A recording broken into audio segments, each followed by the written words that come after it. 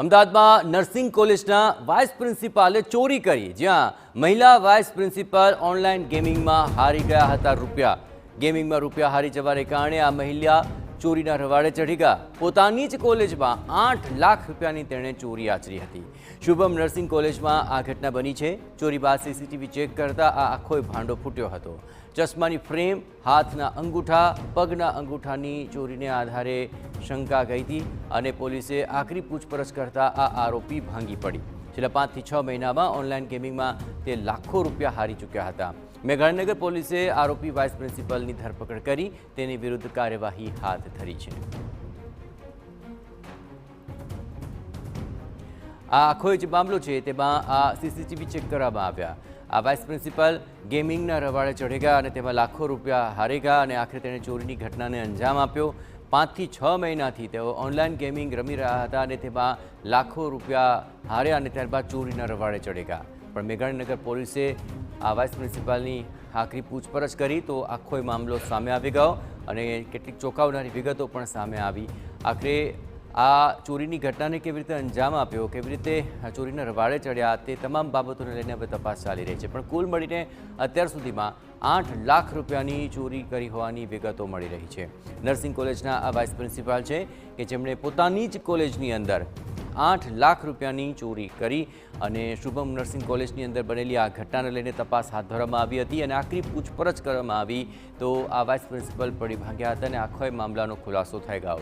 પણ સૌથી ચોંકાવનારું કારણ એ છે કે ગેમિંગના રવાડે ચડીને તેમણે ચોરીની ઘટનાને અંજામ આપ્યા, પરંતુ તેમના હાથ પગના અંગૂઠા અને ચશ્માની ફ્રેમને આધારે તેમને પકડવામાં પોલીસે મહત્વપૂર્ણ સફળતા હાથ લાગી અને આ આખા મામલાની હવે તલસ્પર્શી તપાસ થશે તો આનાથી પણ વધારે વિગતોનો ખુલાસો થઈ શકશે.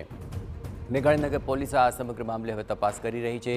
આરોપી કેવી રીતે ગેમિંગમાં રૂપિયા હાર્યા બાદ ચોરીની ઘટનાને અંજામ આપે છે અને કેવી રીતે તેણે આ કારસો ઘડ્યો, આ તમામ બાબતોને લઈને હવે વધારે તપાસ મેઘાણીનગર પોલીસ કરી રહી છે. અત્યાર સુધીની તમામ જે તપાસ છે તેની અંદર ગેમિંગમાં રૂપિયા હારીને મહિલા ચોરીના રવાડે ચડ્યા હોવાની વિગતો મળી રહી છે.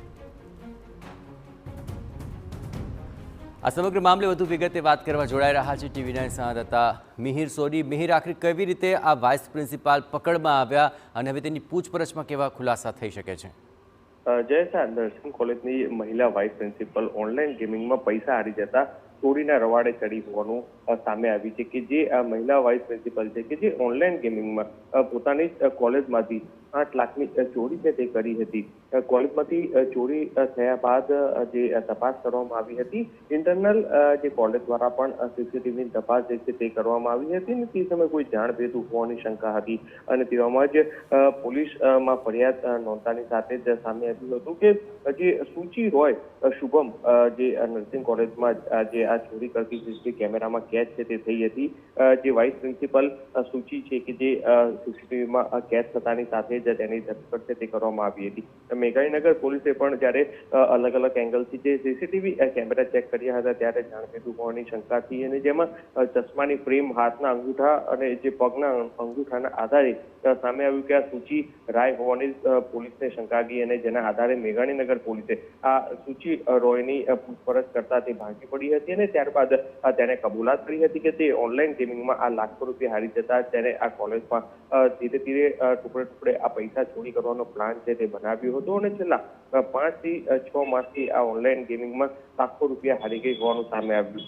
મહત્વનું છે કે જે આ સુચિ રાય જે વાઇસ પ્રિન્સિપલ છે તેનો માસિક પગાર 47,000 હોવા છતાં પણ તે આ રીતના ગેમિંગમાં પૈસા હારી જતા આ ચોરીના રવાડે છે તે ચડી હતી. મેઘાણીનગર પોલીસે પણ આ સુચિ રાયની ધરપકડ કરી અને આ કેસની વધુ કાર્યવાહી છે તે હાથ ધરી છે. બિલકુલ મિહિર, તમામ કાર્યવાહી પર આપ નજર રાખતા રહેજો. તો મિહિર જણાવ્યું તે પ્રમાણે આ ગેમિંગમાં રૂપિયા હારીને ત્યારબાદ ચોરીના રવાડે ચડેલા વાઇસ પ્રિન્સિપાલ, તેનો આખા કારસાનો ખુલાસો થઈ ચૂક્યો છે અને તેની વિરુદ્ધ કાયદેકીય કાર્યવાહી ચાલી રહી છે.